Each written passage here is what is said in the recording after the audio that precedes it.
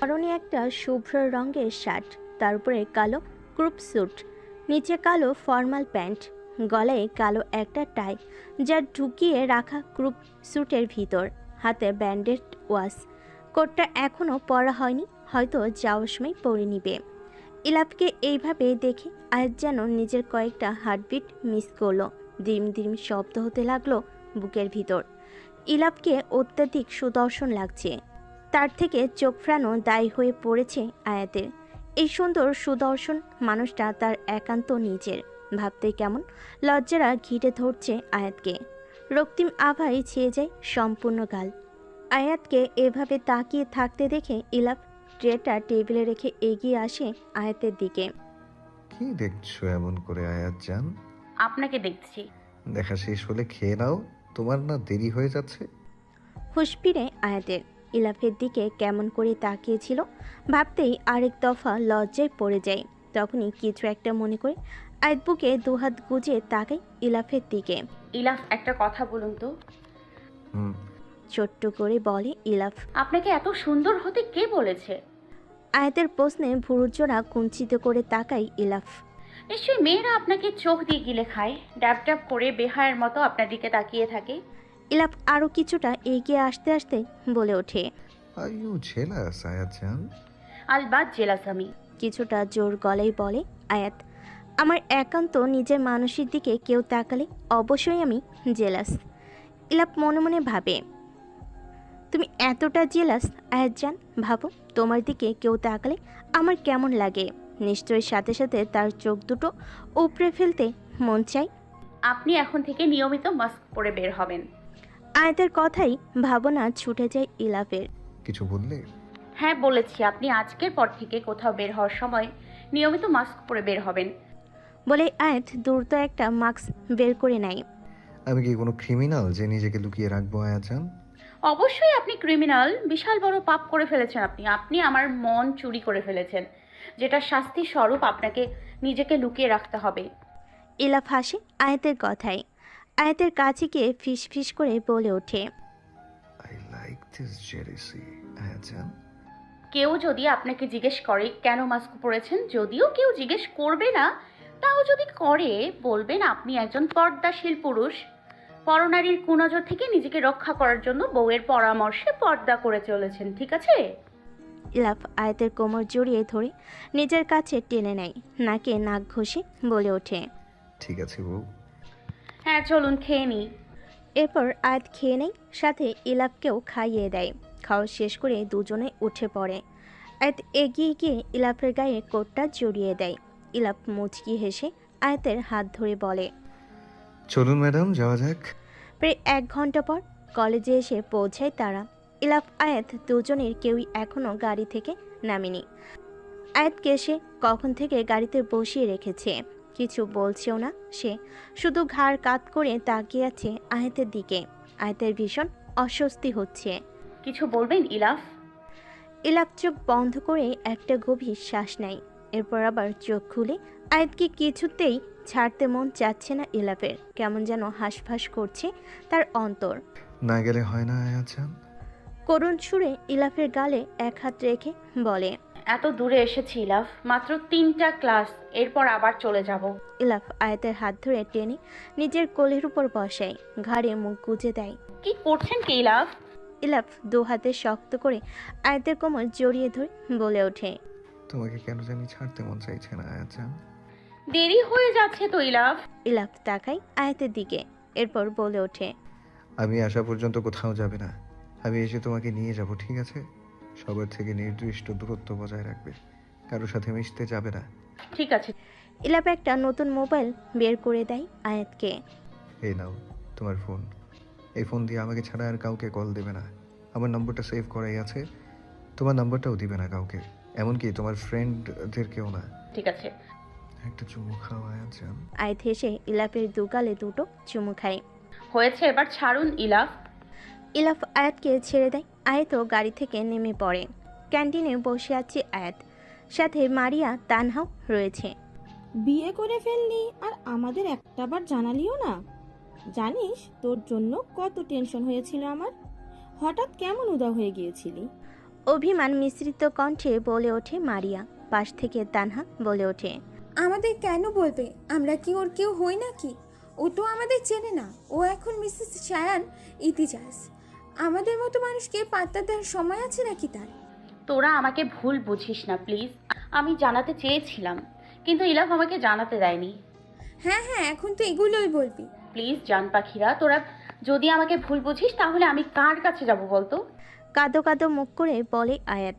মারিয়া ভেঙচি কেটে বলে ওঠে, হয়েছে হয়েছে, আর এত ঢং করতে হবে না এখন। আমাদের ট্রিট দে, তাহলে তোকে মাফ করে দেব। ঠিক আছে। বলে মারিয়ার গাল দুটো টেনে দেয় আয়াত। এরপর তাদের পছন্দ মতো খাবার অর্ডার দিয়ে গল্প করতে থাকে। আয়াত, আমাদের দুলাভাই কি কি রোমান্স করেছে তোর সাথে বললি না তো? আয়াত বিষম খায়। মাত্রই খাবার মুখে দিয়েছিল সে। তানহার এমন উদ্ভট কথাই খাবার পেট পর্যন্ত পৌঁছানোর আগেই গলায় এসে থেমে যায়। মারিয়া পানি এগিয়ে দেয় আয়াতের দিকে। পানি খেয়ে কিছুটা শান্ত হয় আয়াত। এসব নাটক করে কোনো লাভ হবে না, চটপট বলে ফেল। পাশ থেকে বলে ওঠে তানহা। কি বলবো? ইস, ভাজা মাছ উল্টে খেতে জানে না উনি, এমন ভাবখানা। বলেই মুখ বাঁকাই তানহা। সত্যি আমি ভাজা মাছ উল্টে খেতে পারি না, তাই তো ইলাফ খাইয়ে দেয় আমাকে। বলে ফিক করে হেসে দেয় আয়াত। ও আচ্ছা, তাই? কিছুটা টেনে টেনে বলে মারিয়া। আমি অনেক লাকি রে, ওনার মতো একজন স্বামী পেয়েছি। অত্যন্ত ভাগ্যবতীদের কপালে জোটে শুধু এমন স্বামী। উনি ভীষণ ভালোবাসে আমাকে, একদম যাকে বলে উম্মাদের মতো। হুম হুম। মারিয়া তানহা একজন আরেকজনের দিকে তাকিয়ে ইশারায় হেসে ওঠে। আয়াত কিছুটা লজ্জা পায়। দেখ দেখ, তানহা আমাদের আত্মু কেমন লজ্জা পাচ্ছে। বলে দুজনে উচ্চস্বরে হেসে দেয়। হাসি থামিয়ে তানহা আয়াতের গাল দুটো টেনে দেয়। হয়েছে হয়েছে, আর লজ্জা পেতে হবে না, আমরাই তো। কিন্তু আয়াত, তুই এটা ঠিক করলি না। আমরা এখনো বিয়ে করলাম না, কিন্তু তুই ঠিকই বিয়ে করে বরের সাথে জাক্কাস রোমান করছিস। মুখটা মলিন করে বলে ওঠে মারিয়া। তোরাও বিয়ে করে, কে বারণ করেছে তোদের? হ্যাঁ, ইলাফ দুলাভাইয়ের মতো কাউকে পেলে ঠিক করে ফেলবো। তানহার কথা আয়াত ঘোর বিরোধিতা করে আয়াত বলে ওঠে, ওনার মতো কাউকে পাবি না। উনি এক পিসেই, যেটা শুধুমাত্র আমার। ওনার মতো আর দ্বিতীয় কেউ নেই। বাবা, মারিয়া দেখেছিস পরের প্রশংসা কিভাবে করছে? আমাদেরও মাঝে মাঝে এমন প্রশংসা করতে পারিস। এরকম আরও নানা ধরনের গল্প করতে থাকে তারা। দূর থেকে আয়াতকে নিখুঁতভাবে পর্যবেক্ষণ করছে এহসান। কলেজে তাদের গোপন লোক ছিল যারাই খবর দিয়ে দেয় আয়াত কলেজে এসেছে, তাই কোনো প্রকার সময় নষ্ট না করে চলে এসেছে সে। আজ খবর নিয়ে ছাড়বে দুজন বর্তমানে কোথায় থাকছে। কলেজ গেটের সামনে গত 10 মিনিট থেকে দাঁড়িয়ে আছে আয়াত। ইলাফের এখনও আসার কোনো খবর নেই। আয়াত সযত্নে ব্যাগ থেকে মোবাইল বের করে ইলাফকে কল করার উদ্দেশ্যে। পরপর 3টা কল দেওয়ার পরও অপর পাশ থেকে কোনো প্রতি উত্তর আসে না। ইলাফ কল ধরছে না। আয়াত মনে মনে ভাবে, ইলাফ তো এতটা খামখেয়ালি করে না। কি হলো তার আবার? কোনো প্রবলেম হলো না তো? মাত্রই মিটিং শেষ করে বেরিয়েছে ইলাফ। অত্যন্ত জরুরি মিটিং থাকায় কিছুটা দেরি হয়ে গেল। অনেক দিন পর এসেছে, তাই অনেকগুলো ফাইল চেক করতে হয়েছে। মোবাইলটা সে নিজের কেবিনে ফেলে রেখে গিয়েছিল। হাত ঘড়িতে সময়টা দেখে নাই, প্রায় 20 মিনিট লেট। শিট। হাত মুষ্টিবদ্ধ করে নাই ইলাফ। হন্তদন্ত হয়ে কেবিনে ঢুকে পড়ে। নিজের কোট আর মোবাইল ফোন হাতে নিতেই জলজল করে ভেসে ওঠে আয়াতের কল। নিশ্চয়ই তার আয়াতজান তার জন্য অপেক্ষা করছে। দ্রুত পায়ে বেরিয়ে যায় ইলাফ। অফিসের কাজ ছাড়াও তার অতীব জরুরি একটি কাজ ছিল, যেটা না করলেই নয়। মূলত সেই উদ্দেশ্যেই আজকে বের হওয়া। সাই সাই করে ধেয়ে যাচ্ছে ইলাফের কালো রঙের মার্সিডিসটি। প্রচণ্ড ক্ষোভ জমা হয়ে আছে তার অন্তরে। দাঁতে দাঁত চেপে স্টিয়ারিং ঘুরিয়ে যাচ্ছে সে। পর মুহূর্তেই কিছু একটা ভেবে বাঁকা হাসে। খুব জলদি ধামাকা হবে। আয়াতের চোখে মুখে ফুটে উঠছে বিরক্তি। একটা মানুষের জন্য আর কতক্ষণ ওয়েট করা যায়? ফোনটাও তুলছে না। এইদিকে সূর্য মামা মনে হয় তার সব তেজ দিয়ে সবাইকে ভস্ম করে দিবে। নিশ্চয়ই সূর্যি মামা মামির সাথে ঝগড়া করেছে। বইয়ের সাথে না পেরে সকল রাগ এখন অন্যত্র সবার উপর মেটাচ্ছে। বিরক্তিতে আয়াতের মুখ থেকে চ শব্দ বেরিয়ে আসে। তানহা আর মারিয়া আগে আগে চলে গিয়েছে। তারা থাকতে চেয়েছিল, কিন্তু আয়াতই বলেছিল প্রয়োজন নেই, ইলাফ এসে তাকে নিয়ে যাবে। আয়াত এগিয়ে গিয়ে সামনে থাকা দোকান থেকে একটা ঠান্ডা কোমল পানীয় নিয়ে আবার যথা স্থানে এসে দাঁড়ায়। আয়াত মনোযোগ দিয়ে কোমল পানীয় পান করছে। হঠাৎ একটি ছোট্ট ছেলে হাতে একটা প্যাকেট নিয়ে সামনে দাঁড়ায়। আয়াত বুড়োদই কোচকিয়ে ছেলেটির দিকে তাকায়। কিছু বলবে বাবু? ছেলেটা প্যাকেটটা এগিয়ে দেয় আয়াতের দিকে। কার এটা? জিজ্ঞেস করে আয়াত। ছেলেটা ইশারায় হাত দিয়ে দৌড়ে দেখায়। আয়াত ছেলেটার ইশারা অনুসরণ করে সেদিকে তাকায়। কাউকেই দেখতে পায় না সে। আয়াত ছেলেটাকে আবার জিজ্ঞেস করে, এখানে তো কেউ নেই বাবু। ছেলেটা ইশারায় কিছু একটা বলে, কিন্তু বুঝতে পারে না আয়াত। কে দিয়েছে এটা বাবু? এবার ছেলেটা আবার ইশারা করে বোঝায় সে কথা বলতে পারে না, মূলত সে বাক প্রতিবন্ধী। আয়াতের মায়া হয় ছেলেটার জন্য। আয়াত ছেলেটার হাত থেকে প্যাকেটটা নেয়। প্যাকেটের উপর সুন্দর করে লেখা মিসেস আয়াত ইমতিয়াজ। আয়াত এবার পুরোপুরি শিওর হয় যে এটা তার জন্যই কেউ পাঠিয়েছে। আয়াত ছেলেটাকে আবার কিছু বলতে যাবে, তার আগে ছেলেটা আয়াতকে কিছু বলার সুযোগ না দিয়ে সেখান থেকে চলে যায়। আয়াত প্যাকেটটা হাতে নিয়ে দ্বিধা দ্বন্দ্বে পড়ে যায়। নেবে কি নেবে না সেটাই ভাবতে থাকে। আশেপাশে কাউকে দেখতেও পাচ্ছে না, এমন যাদের দেখে পরিচিত মনে হচ্ছে। কি দিতে পারি ভাবতে থাকে আয়াত। একবার খুলে দেখবে কি ভিতরে কি আছে। যেহেতু তার নামে দেওয়া আছে, নিশ্চয়ই তার জন্যই কিছু। আয়াত মনে স্থির করে প্যাকেটটা খুলে দেখবে। প্যাকেটটা খুলতে যাবে, তখনই দেখতে পাই ইলাফের কালো রঙের মার্সিডিসটা তার দিকে এগিয়ে আসছে। আর তড়িঘড়ি করে প্যাকেটটা ব্যাগের ভিতর ঢুকিয়ে নেয়। ইলাফ দেখলে রাগ করতে পারে, পরে আবার বাসায় গিয়ে না হয় দেখবে কি আছে ভিতরে। গাড়িটা এসে আয়াতের সামনে দাঁড়াতেই ইলাফ তড়িঘড়ি করে নেমে আসে। দৌড়ে গিয়ে দু হাতে আয়াতের গাল দুটো ধরে নিজের দিকে ফিরায়। কড়া রোদে আয়াতের ফুলকো গাল দুটি রক্তিম বর্ণ ধারণ করেছে। অত্যাধিক তাপ বের হচ্ছে আয়াতের গাল দুটো থেকে। তুমি ঠিক আছো তো আয়াজান? আই এম সরি, জরুরি মিটিং থাকায় লেট হয়ে গিয়েছে, প্লিজ ক্ষমা করে দাও। আমি ঠিক আছি, চলুন। শান্ত কণ্ঠে বলে আয়াত। ইলাফ আবার দুশ্চিন্তাগ্রস্ত কণ্ঠে বলে ওঠে, তোমার অনেক কষ্ট হয়েছে আমার জন্য অপেক্ষা করতে, তাই না আয়াজান? প্লিজ আমাকে ক্ষমা করে দাও, আর কখনো এমন হবে না। আয়াত একবার চারপাশে নজর বোলায়। কতগুলো উৎসুক চোখ তাদের দিকে দৃষ্টি মেলে তাকিয়ে আছে। নিশ্চয়ই বোঝার চেষ্টা করছি কি হচ্ছে। আয়াতের ভীষণ লজ্জা লাগছে, সাথে অস্বস্তিও হচ্ছে। এই লোকটা কখন কি করে কোনো ঠিক নেই। আয়াত কিছুটা ফিসফিস করে বলে, ছাড়ুন ইলাফ, কি করছেন? দেখুন মানুষ কিভাবে তাকিয়ে আছে আমাদের দিকে। ইলাফ একবার চারপাশে তাকায়, এরপর আয়াতের দিকে তাকিয়ে দৃঢ় কণ্ঠে বলে ওঠে, আমার বুকে আমি ধরে রেখেছি, তাতে কার কি? আয়াত চোখ ছোট ছোট করে তাকে ইলাফের দিকে। এই লোকটার আসলে সমস্যা কোথায় সেটাই বুঝে উঠতে পারে না আয়াত। নিশ্চিত ব্রেনের তারগুলো একটা আরেকটার সাথে ট্রান্সফার হয়ে গেছে। ইলাফ আমি অনেক টায়ার্ড, তাছাড়া আমার খিদেও পেয়েছে, একটু জলদি চলুন। আয়াতের কথা শুনে ইলাফ অস্থির হয়ে ওঠে। তার আয়াত জানে খিদে পেয়েছে, আর সে কিনা রাস্তায় দাঁড়িয়ে সময় নষ্ট করছে। ইলাফ আয়াতকে ছেড়ে দিয়ে দ্রুত বেগে গাড়ির দরজা খুলে দেয়। আয়াতকে বসিয়ে দিয়ে দরজাটা লক করে দেয়। আয়াত একটা স্বস্তির নিঃশ্বাস ছাড়ে। যাক বাবা, তাহলে বুদ্ধিটা কাজে দিয়েছে। ইলাপ ঘুরে গিয়ে আরেকটা দরজায় খুলে ভিতরে ঢুকতে যাবে, তখনই কি মনে করে জট করে পেছনে ফিরে তাকায়। শীতল দৃষ্টি রাখে পেছনে থাকা সাদা রঙের গাড়িটির দিকে। তৎক্ষণাৎ এক শীতল স্রোত বয়ে যায় এহসানের শীত দ্বারা বেয়ে। পরপর কয়েকটা শুকনো ঢোক গিলে সে। ইলাপের শীতল চাহনি তাকে বুঝিয়ে দিচ্ছে তাদের পিছু নেওয়ার মতো দুঃসাহসিকতা যাতে না করে। এই শান্ত শীতল চাহনির অব্যক্ত হুমকি এহসান ঠিকই বুঝে গিয়েছে। ইলাফ আসুন না, দাঁড়িয়ে আছেন কেন?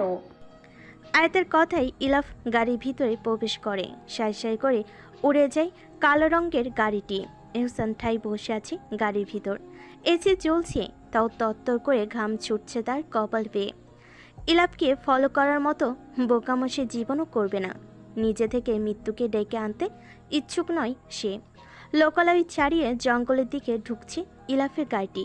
এটা ঠিক জঙ্গল বলা যায় না, কিন্তু চারপাশে বিশাল বড় বড় গাছ, তার মাঝ বরাবর সরু পিচঢালা রাস্তা। জায়গাটি ঠিক কোথায় অবস্থিত আয়াত জানে না, কিন্তু এটা যে শহর থেকে বেশ দূরে সেটা বোঝা যাচ্ছে। এই নিরিবিলি জায়গাতেই ইলাফের বাড়িটি বানানো হয়েছে। রাস্তায় এতটা জনমানবহীন আর অন্ধকার আচ্ছন্ন যে রাতের বেলা তো দূরে, দিনের বেলাও কেউ ভয়ে আসবে না। আয়াত ক্লান্ত হয়ে সিটে মাথা এলিয়ে দেয়। ইলাফ আয়াতের দিকে তাকিয়ে একটা হাত আয়াতের উরুর উপর রাখে, এরপর বলে ওঠে, আর অল্প একটু আয়াজান, চলে এসেছি আমরা। আয়াত বসে বসে নিজের অ্যাসাইনমেন্ট কমপ্লিট করছে। তার সামনে সোফাতেই বসে কিছু একটা করছে ইলাফ। অফিসের কোনো কাজ মনে হচ্ছে না, কিন্তু গুরুত্বপূর্ণ কিছুই হবে হয়তো। অত্যাধিক মনোযোগ প্রদর্শিত থাকায় আয়াতের সেটাই মনে হলো। আয়াত সব কিছু সাইডে রেখে কিছুটা উঁচু হয়ে নিজের শীত দ্বারা সোজা করে নেয়। অনেকক্ষণ বসতে বসতে কোমর ধরে গিয়েছে, তাই হাত পা ছুড়ে নিজের জয়েন্টগুলোকে একটু নেড়ে চেড়ে নেয়। এরপর আবার তাকাই ইলাফের দিকে। ইলাফ একটা গ্রে কালার জগার প্যান্টের সাথে সাদা টি শার্ট পরেছে। ইদানিং ইলাফকে আয়াতের কাছে কেমন যেন অত্যাধিক সুদর্শন মনে হয় সে যাই পরে তাকে ভীষণ সুন্দর লাগে। নিজের অর্ধাঙ্গকে কি সব নারীর কাছে এমন সুদর্শন লাগে, নাকি ইলাফি মাত্রা অতিরিক্ত সুদর্শন বলে আয়াতের কাছে এমন মনে হয়? আয়াত একবার নিজের দুগালে হাত দেয়, মনে মনে ভাবে ইলাফ কি তার থেকেও বেশি সুন্দর হয়তো, নাকি আয়াতই ইলাফকে অতিমাত্রায় ভালোবেসে ফেলেছে। আয়াত আবার তাকায় ইলাফের দিকে। ইলাফকে স্বাভাবিকের তুলনায় এখন কিছুটা অন্যরকম লাগছে। এর কারণ হলো ইলাফ একটা গোল ফ্রেমে চশমা পরে আছে, যার দরুন তাকে খুবই অভিজ্ঞ আর বিচক্ষণ মনে হচ্ছে। অবশ্য আরও একটা কারণ আছে। ইলাফ মনোযোগ দিয়ে কাজ করার ফাঁকে ফাঁকে ভাবনার মাঝে নিজের একটা হাতের 4 আঙ্গুল থুতনি রেখে তর্জনী দিয়ে নিজের ঠোঁট স্লাইড করে, আবার মাঝে মাঝে নিজের খোঁচা খোঁচা দাড়িযুক্ত গালে হাত বুলিয়ে দিচ্ছে, যা ইলাফকে প্রয়োজনের তুলনায় আরও বেশি অ্যাট্রাকটিভ করে তুলেছে। আয়াত কয়টা শুকনো ঢোক গিলে এই মুহূর্তে তার মন চাইছে উঠে গিয়ে ইলাফকে চটপট কয়েকটা কামড় বসিয়ে কিছুটা খেয়ে ফেলতে, যেটা আদৌ সম্ভব নয়। অবশ্য চুমু তো খেতে পারে, কিন্তু মস্তিষ্ক তো ঘোর বিরোধিতা করছে, বারবার বলে উঠছে, একদম না আয়াত, জল ঘোলা করতে গেলে তোরই বিপদ।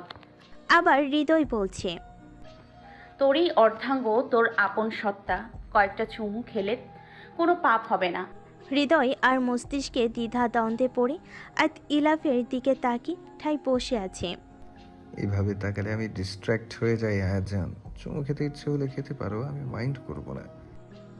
আয়াত চমকায়, পরপর কয়েকবার চোখের পাতা ঝাপটায়। ইলাফ কি করে বুঝলো সে চুমু খেতে চাচ্ছে? আয়াত সে কখন থেকে ইলাফের দিকে তাকিয়ে আছে। এর মাঝে আয়াতের একবার মনে হয়নি ইলাফ তার দিকে তাকিয়েছিল। এই লোকটার কি মাথায়ও 2টা চোখ আছে নাকি? আয়াত কি ভাবছে সেটা বলে দিচ্ছে। মনোবিজ্ঞানী নাকি এই লোক? আজীব। আয়াত অবাক হয়ে তাকিয়ে আছে। ইলাফ এবার ল্যাপটপটা সাইডে রেখে আয়াতের দিকে তাকায়। এদিকে আসো আয়াজান। আয়াত নিঃশব্দে এগিয়ে যায় ইলাফের দিকে। আয়াত বসতেই ইলাফ আয়াতকে এক পাশ থেকে জড়িয়ে বাহুতে থুতনি রেখে তাকায় তার দিকে। নিজের ছোট্ট মাথায় এত চাপ দিচ্ছ কেন আয়াজান? আচ্ছা, আপনি কি করে বুঝলেন আমি চুমু খেতে চাইছি? ইলাফ মৃদু হেসে বলে ওঠে, তার মানে সত্যি তুমি আমাকে চুমু খেতে চাও আয়াজান? আয়াত জিভ কাটে, মুখ ফসকে কি বলে ফেললো সে। না, আমি আপনাকে কেন চুমু খেতে চাইবো? মাত্রই বললে তুমি। ইলাফের কথার পিঠে আয়াত কি বলবে বুঝতে পারছে না। নিজের কথার কাছে নিজেই আটকে গেছে। আয়াত কথা ঘোরানোর জন্য বলে ওঠে, ইলাফ, আমাদের মনে হয় কোথাও ঘুরতে যাওয়া উচিত। ইলাফ ভুরু কুঁচকে তাকায়। You mean we should go for a honeymoon trip? Is that so, আয়াজান? আয়াত বিষম খায়। সে কখন বলল এটা? এই লোক সব কিছুরই উল্টো মানে বের করে কেন? সবসময় সেটাই বুঝতে পারে না আয়াত। আমি কখন বললাম এটা? তো বিয়ের পর তো মানুষ হানিমুনেই যায়। আয়াত মনে মনে নিজেকে 100 গালাগাল দিতে থাকে। কেন যে কথা ঘোরানোর জন্য আহমকের মতো এরকম একটা আজাইরা কথা বলতে গেল। ইলাফ আয়াতের বাহুতে নাক ঘষতে ঘষতে বলে ওঠে। বলো আয়োজন। আয়াত কিছুটা তেতে ওঠে। কি বলবো? কোথায় যেতে চাও সেটা বলো। কোথাও যেতে চাই না, ছাড়ুন, আমার কাজ আছে। ইলাফ মুখটা বাচ্চাদের মতন করে চায় আয়াতের দিকে। কেন রাগ করছো? হায় আয়োজন। সব সময় বাজে বকেন আপনি। ইলাফ এবার আয়াতকে আরো কিছুটা শক্ত করে জড়িয়ে ধরে, এরপর আবার বলে ওঠে। আমি তোমার কাছে কেমন যেন বাচ্চা হয়ে যাই আয়োজন। শিশুর মতো ভুল করি আর তোমাকে রাগাই। জানো, তোমার এই রাগান্বিত চেহারা দেখতে আমার খুব ভালো লাগে। রাগলে তোমাকে ভীষণ সুন্দর লাগে। আয়াত ঠোঁট গোল করে দুটো গভীর নিঃশ্বাস ছাড়ে। ইলাফ আয়াতকে প্রেমাচ্ছন্ন দৃষ্টিতে একাগ্রতার সাথে দেখছে। ইলাফের ইচ্ছে করছে এখনই আয়াতকে টেনে তার ওষ্ঠধরকে শাস্তি দিয়ে শাসন করতে। কেন ইলাফকে এত টানছে, কিন্তু সেটা আর না করে নিজেকে সামলে নেই। কতক্ষণ এভাবে বসে থাকে তারা। নীরবতা ভেঙে আয়াত বলে ওঠে। চলুন রান্না করি ইলাফ। খিদে পেয়েছে তোমার আয়োজন? হ্যাঁ চলুন। ইলাফ আয়াতকে ছেড়ে উঠে দাঁড়ায়। তোমাকে যেতে হবে না আয়োজন, তুমি তোমার পড়া শেষ করো, আমি খাবার বানিয়ে নিয়ে আসছি। কিন্তু কোনো কথা না। আদেশের স্বরে বলে ইলাফ। আয়াত চুপসে যায়, আর কোনো বাক্য ব্যয় করে না। ইলাফ এগিয়ে গিয়ে আয়াতের গাল দুটো এক হাতে শক্ত করে চেপে ধরে, সাথে সাথে আয়াতের ঠোঁট কিছুটা গোল হয়ে বেরিয়ে আসে। এরপর আয়াতের ঠোঁটে হালকা চুমু দিয়ে ফিস ফিস করে বলে ওঠে। ফিরে এসে অবশ্যই এগুলোকে শাস্তি দিব। আয়াত ফ্যাল করে তাকিয়ে আছে। আয়াতকে ছেড়ে উঠে দাঁড়ায় ইলাফ। এরপর একটা চোখ টিপ মেরে বাঁকা হেসে সেখান থেকে চলে যায়। আয়াত বিড়বিড় করে বলে ওঠে। অসভ্য লোক। আয়াত স্টাডি রুমের দিকে পা বাড়ায়। তার ব্যাগটা ওখানেই রাখা। ব্যাগের ভেতর থেকে একটা বই নিতে হবে। হঠাৎ আয়াতের প্যাকেটের কথা মনে পড়ে যায়। এখনই সুযোগ, ইলাফ নেই। কি আছে প্যাকেটের ভিতর দেখা যাক ভেবে প্যাকেটটা হাতে নেয় আয়াত। প্যাকেটটা খুলে আয়াত কিছুটা অবাক হয়। প্যাকেটের ভিতর একটা মাঝারি সাইজের ডায়েরি। আয়াত সযত্নে ডায়েরিটা হাতে নেয়। ডায়েরির বাইরের উপরের অংশ সাদা, রেজিনে তৈরি। সাদা এবং আকাশি কালার, রেজিনের মাঝে ছোট ছোট কিছু পাখি উঠছে। চারপাশে গোল্ডেন কালার চিকন বর্ডার। দেখে মনে হচ্ছে এক টুকরো আকাশকেও তুলে নিয়ে ডায়েরির ওপর রেখে দিয়েছে। ডায়েরির একদম মাঝ বরাবর গোটা গোটা অক্ষরে লেখা চন্দ্রকথা। তার পাশে ছোট্ট চাঁদের একটা ক্রিস্টাল। এক মনোমুগ্ধকর দৃষ্টি নিয়ে তাকিয়ে আছে ডায়েরিটার দিকে। ভীষণ সুন্দর ডায়েরিটা। কে তাকে দিয়েছে এটা? আর ডায়েরি লেখে না, এই ডায়েরি দিয়ে কি করবে সে ভাবতে থাকে। এরপর কি যেন মনে করে ডায়েরিটা উল্টায়। অবাক হয়ে যায় আয়াত। পরপর আরও কয়েকটা পাতা উল্টাতে থাকে। সবগুলো পাতাতেই লেখাই ভর্তি। আয়াত ভেবেছিল কেউ তাকে নতুন ডায়েরি গিফট করেছে, কিন্তু এটা তো বেশিরভাগ পাতাতেই লেখা। শুধু শেষ কিছুটা পাতা খালি আছে। কেউ তাকে লিখিত ডায়েরি উপর হিসেবে কেন দিয়েছে? কি আছে এই ডায়েরিতে? আয়াত এবার প্রথম পাতা উল্টায়। একদম প্রথম পাতায় বড় বড় অক্ষরে লেখা আকাশের চাঁদ। আয়োজন। ইলাপের ডাকে হন্তদন্ত হয়ে ডায়েরিটা বন্ধ করে ফেলে আয়াত। এরপর স্টাডি রুমে থাকা বইয়ের ভাঁজে ডায়েরিটা লুকিয়ে ফেলে। আয়াত কেন ডায়েরিটা লুকিয়েছে বুঝতে পারছে না সে। এটা তো ইলাপকে দেখাতেই পারে, কিন্তু কেন যেন মন সাড়া দিচ্ছে না। বারবার বলছে এটা একান্ত তোর। আকাশ, চাঁদ, নামগুলো আয়াতের পরিচিত, স্বপ্নে আসা সেই ছেলে মেয়ে। আয়াতের চোখের সামনে পরপর কয়েকটা ভেসে ওঠে লেখা। আয়াত মনে মনে বার কয়েক আওড়াই। আকাশের চাঁদ। এখানে কি করছো আয়োজন? আয়াত চোরের মতো কাছিমুচি করে এদিক সেদিক তাকায়। এরপর বলে, বই নিতে এসেছিলাম। বই কোথায়? আর দ্রুত একটা বই নিয়ে সেখান থেকে বেরিয়ে আসে। ইলাপ চোখ ছোট ছোট করে আয়াতের যাওয়ার পানে তাকিয়ে থাকে। এরপর পুরো স্টাডি রুমে অভিজ্ঞ নজর বোলায়। বিচক্ষণতার সহিত দেখতে থাকে সব কিছু। ইলাপকে দাঁড়িয়ে থাকতে দেখে আয়াত আবারও বলে ওঠে, আসুন ইলাফ। ইলাপও সেখান থেকে চলে যায়। বারান্দা দিয়ে আসা স্নিগ্ধ বাতাসে ঘুম ভেঙে যায় আয়াতের। দুহাতের তালুতে চোখ মুছতে মুছতে উঠে পড়ে সে। গুটি গুটি পায়ে ফ্রেশ হতে চলে যায়। 10 মিনিট পর বের হয়ে আসে আয়াত। বের হতেই রুমের চারপাশে চোখ বোলায়। আজকের পরিবেশ কেমন শান্ত মনে হচ্ছে আয়াতের। ইলাপ নেই পাশে কোথাও। আয়াতের চোখ যায় টেবিলের উপর রাখা খাবারের দিকে। আয়াত এগিয়ে গিয়ে টেবিলের পাশে দাঁড়ায়। এক বাটি ফ্রুট সালাদ সাথে 2 টুকরো স্যান্ডউইচ। খাবারের দিকে তাকিয়ে আয়াতের অধরে ফুটে ওঠে এক মিষ্টি হাসি। এর অন্যতম কারণ স্যান্ডউইচ দুটো লাভ শেপে কাটা, সাথে সস দিয়ে লেখা গুড মর্নিং প্রিন্সেস। আয়াতের এবার চোখ যায় খাবারের পাশে থাকা একটি নীল চিরকুটের দিকে। আয়াত হাত বাড়িয়ে চিরকুটটা তুলে নেয়। ঘুম কেমন হলো আয়াজান? তুমি ঘুমিয়েছিলে তাই আর ডিস্টার্ব করিনি। একটা জরুরি কাজে বাইরে এসেছি, ফিরতে একটু সময় লাগবে। Till then take care my love. Ayat মৃদু হেসে চিরকুটটা রেখে দেয়। মনে মনে ভাবে, আশ্চর্য, আমাকে ডেকে তুলে কি এমন ক্ষতি হতো? আমি কি খেয়ে ফেলতাম নাকি? আয়াত বরাবরই ঘুম থেকে উঠতে একটু দেরি করে ফেলে। সেদিক দিয়ে বলতে গেলে ইলাফ হলো ভোরের পাখি। সে খুবই ডিসিপ্লিন একজন মানুষ। সব কিছু তার টাইম টু টাইম হয়ে যায়। প্রতিদিন সে ঘুম থেকে উঠে এক্সারসাইজ করে, নিজের সকালের সবগুলো কাজ শেষ করে ব্রেকফাস্ট বানিয়ে তারপর আয়াতকে ঘুম থেকে তুলে দেয়। এটার জন্য আয়াত অবশ্য অনেক রাগ করেছে।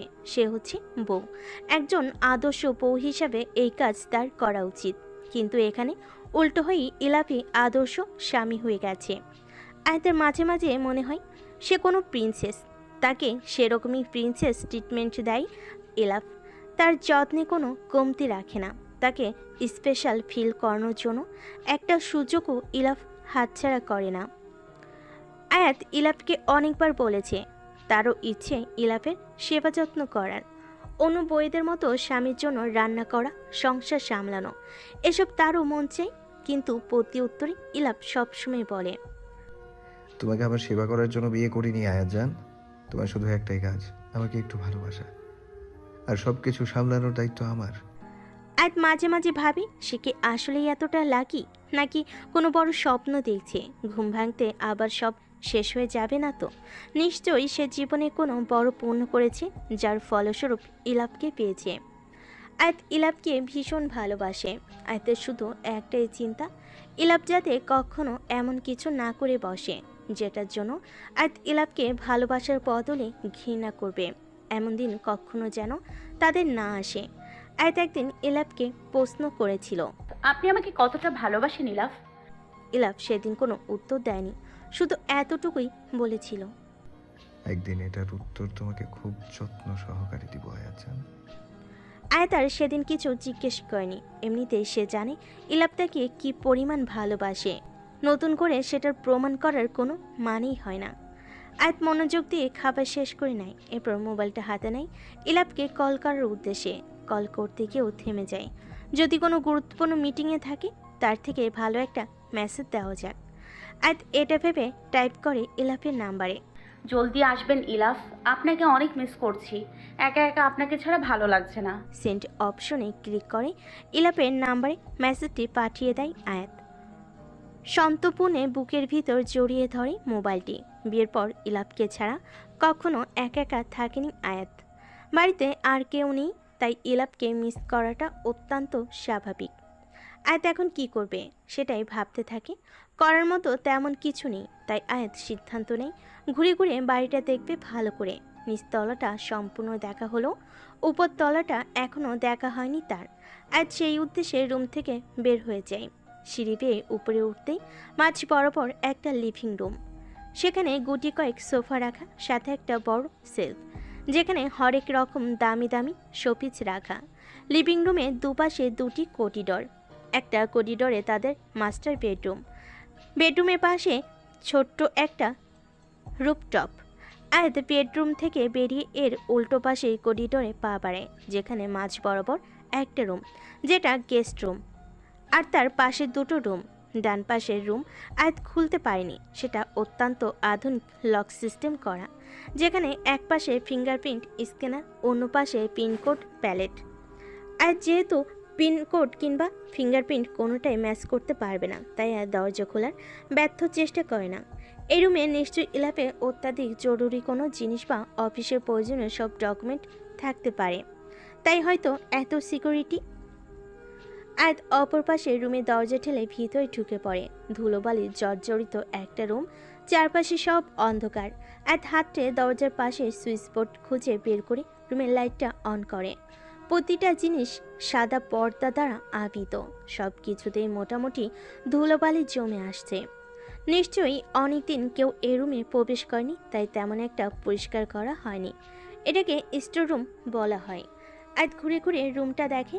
আসবাবপত্রগুলো তেমন একটাও পুরনো না, কিন্তু এত জলদি সব কিছু চেঞ্জ করার কি প্রয়োজন বুঝে পায় না আয়াত।